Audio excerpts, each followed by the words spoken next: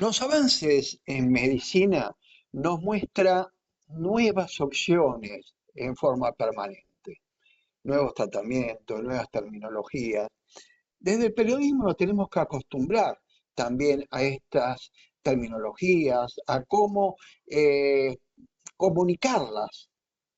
Los pacientes deben ir asimilando estas posibilidades que tienen para poder tener una mejor calidad de vida o para su curación. Y es necesario que se vayan conociendo. En eso estamos. Muchas veces tomamos un tema a partir de la conmemoración de alguna fecha determinada. En esta ocasión, con una conmemoración que es el 17 de noviembre para el Día Mundial del Cáncer de Pulmón. Siempre hablamos de prevención para estos días. En esta ocasión, con la doctora Carmen Sofía Puparelli, médica oncóloga, médica de planta del Instituto Alexander Fleming. Muy buenas tardes, doctora Puparelli. José Bouza habla. Hola José, buenas tardes, ¿cómo estás? Muy bien, y atento a las, no sé si llamarle novedades, porque probablemente para ustedes los profesionales es algo que lo vienen asimilando de hace algún tiempo largo. Para los periodistas lo vamos viendo ahora y vamos haciendo preguntas, nos interesa. Y después te voy a preguntar algo, ¿no? Porque lo vamos a hacer. ¿Por qué deben conocer cada día más los pacientes? En este caso, el tema es el cáncer de pulmón, los biomarcadores, la medicina de precisión. Tal cual como vos dijiste antes, hubo novedades, te diría ya en los últimos años, por lo cual la palabra novedad capaz que no es exacta, pero sí hubo grandes cambios en el cáncer de pulmón. Y muchos de esos cambios son a partir del descubrimiento de estos biomarcadores. Los biomarcadores son características moleculares que tiene el tumor que te permiten decidir cuál es el mejor tratamiento para ese paciente. Con que quede ese concepto yo me doy por hecha. Por lo cual, los cánceres de pulmón, por más que a nivel del microscopio se vean todos iguales, a nivel molecular no pueden ser, no son todos iguales. Y se van generando subgrupos de pacientes con características moleculares en comunes que requieren un tratamiento especial, dirigido contra esa molécula. Por eso se llama medicina de precisión, porque es precisa contra esa molécula y en inglés se la conoce como terapias target, digamos, o como terapias dirigidas, porque el tumor para crecer necesita esas moléculas y si yo consigo bloquear esa molécula podría detener durante un tiempo el crecimiento tumoral. Ese es el razonamiento que hay detrás de esta nueva medicina de precisión, que ya te digo, tiene bastantes años, pero año a año se van descubriendo nuevos biomarcadores, cosa que es muy buena, y nuevas drogas para los biomarcadores que ya conocíamos. Entonces, esto nos da la posibilidad de tener drogas más potentes, menos tóxicas y además secuenciar las drogas, usar una después de la otra. ¿Cómo se llega a identificar los biomarcadores? ¿Es a través de un equipo, a través de un análisis? Y como para poder entenderlos desde aquellos que no somos profesionales de la salud. Primero alguien lo tiene que descubrir, ¿no? Para eso se necesita la investigación, que es tan importante, donde se buscan grupos de pacientes y se estudian molecularmente. Después eso se traslada a ratones y a toda la ciencia que viene después. Pero en la práctica, cuando a mí me consulta un paciente con cáncer de pulmón, yo lo que hago es pedirle una biopsia y en esa biopsia se estudian los biomarcadores.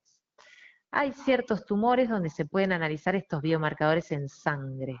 Eso sí que es una novedad porque me evita, bueno, si el tejido no está disponible o el tejido fue mal conservado o la biopsia tenía poco material y no me alcanza, no es necesario rebiopsiar al paciente y puedo tomar una muestra de sangre e investigarlos ahí. Pero es así como se hace, a partir de una muestra de tejido tumoral del paciente. Para alcanzar ese conocimiento, como médica, ¿qué necesitas? ¿Son cursos superiores? ¿Cómo se llega al conocimiento para trabajar desde lo que es una patología probablemente de años trabajándola para incursionar en la medicina de precisión? Y mirá, los médicos oncólogos somos, bueno, tenés toda la carrera, toda la residencia de clínica médica y después toda la formación de oncología. Y después, en algunos centros grandes, como el que yo trabajo, o también en otros centros de otras ciudades, nos vamos dividiendo en especialidades, en subespecialidades ya.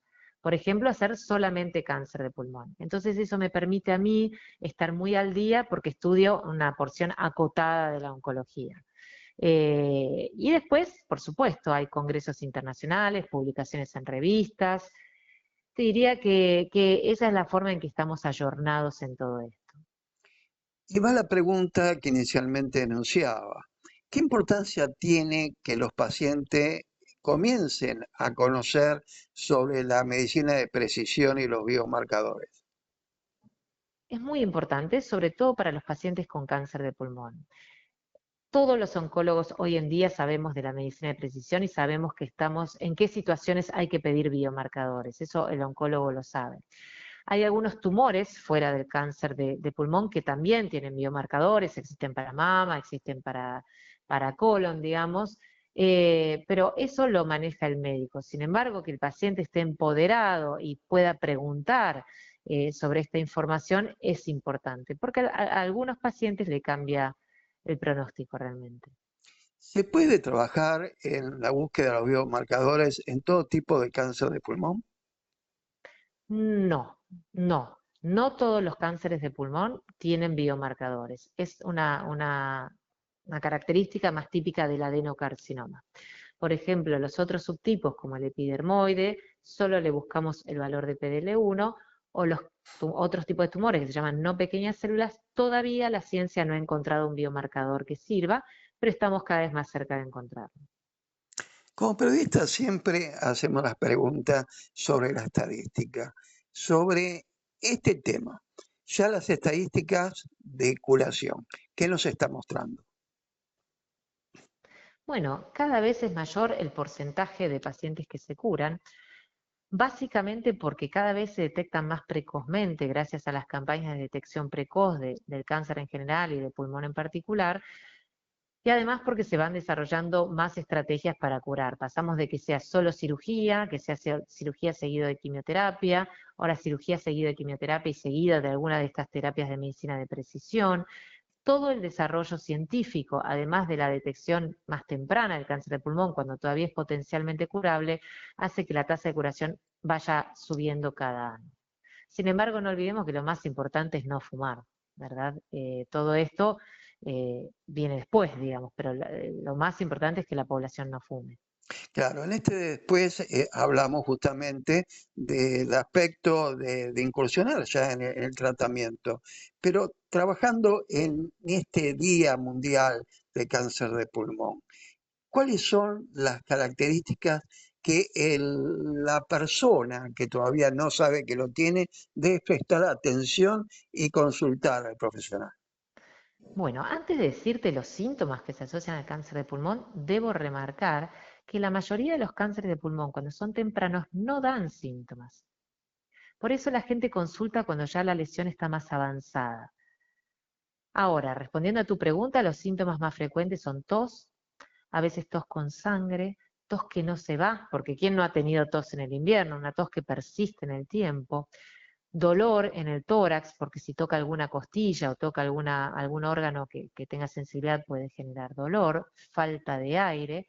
Bueno, a medida que la enfermedad va avanzando puede enfermar otros órganos o producir pérdida de peso en el paciente. Cerrando este diálogo, ¿qué mensaje dejarías para que aquellos que nos escuchen presten, no sé, si más atención a su salud o más atención a comunicarse con el profesional en la búsqueda de tratamiento? ¿En qué darías mayor énfasis? Mira, si yo te tuviera que decir, te diría varias cosas. Primero, evitemos que la gente fume, sobre todo en los adolescentes. Segundo, si soy fumador, intentar dejar de fumar y hablar con mi médico de cabecera a ver si me corresponde hacerme una tomografía para encontrarlo precozmente. Y si ya tengo el diagnóstico de cáncer de pulmón, hablar con mi médico oncólogo si corresponde o no hacerme los biomarcadores, agotar la posibilidad de hacerlos para tener acceso a la mejor medicina que haya disponible. Siempre se habló mucho del pasivo, ¿no? El fumador pasivo. ¿Sigue teniendo los mismos riesgos que el que fuma? No, el riesgo del fumador pasivo es menor. Sin embargo, no debería haber fumadores pasivos, porque no debería la gente fumar en ambientes cerrados. Eso es muy importante lo que vos me preguntás, porque la gente piensa que fumando en un lugar donde no hay nadie no contamina, no intoxica a los demás. Y la nicotina se queda impregnada en cortinados, sillones, alfombras. Entonces, aunque vos hayas fumado y yo no haya estado ahí, si después entro al mismo ambiente o en el auto, viste que hay mucha gente que fuma en el auto cuando está sola, yo la inhalo de todos modos a la nicotina. Así que hay que ser muy cuidadoso con los demás también y exigir los que no fumamos que se respete ese derecho. Clarísimo. Doctora Carmen Sofía Puparelli, muchísimas gracias. Un gusto, José, que tengas buenas tardes. Nos Buenas vemos. tardes, gracias. Chao.